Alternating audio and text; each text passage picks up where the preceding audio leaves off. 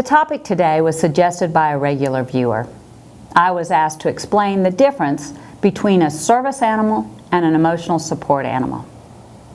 A service animal is a dog or miniature horse that is individually trained to do work or perform tasks for the benefit of an individual with a disability, including a physical, sensory, psychiatric, intellectual, or other mental disability.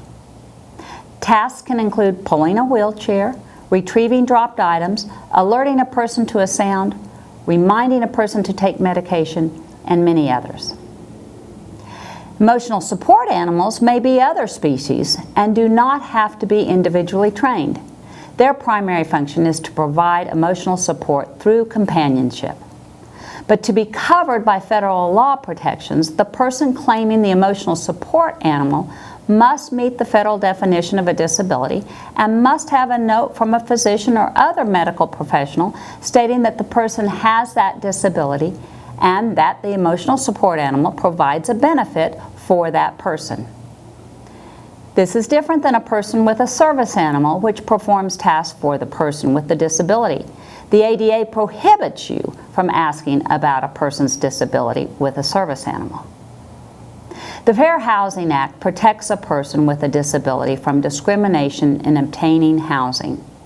Under this law, a landlord or a homeowners association must provide reasonable accommodations to people with disabilities so that they have an equal opportunity to enjoy and use a dwelling. A landlord may not enforce a no-pet policy or require a person with disabilities to pay extra fees such as a pet deposit. However, a landlord may be able to recoup fees from the tenant for any damages done to the property by the service or support animal. Aside from not charging more fees, the question becomes whether the landlord or HOA must allow the assistant animals without any limitations. The accommodations must be granted unless doing so would impose an undue financial and administrative burden or would fundamentally alter the nature of the landlord's services. An accommodation may also be denied if the animal in question poses a direct threat to the safety of others or would cause substantial physical damage to the property. However, each denial is subject to strict scrutiny and audit. HUD investigates claims of discrimination in these instances. Refusal to accommodate must be substantiated and convincing.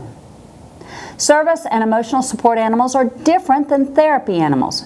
Therapy animals are usually trained to provide affection and comfort to many different people in places like hospitals, nursing homes, retirement homes, etc. These are not service or emotional support animals as covered by the ADA for purposes of federal protection.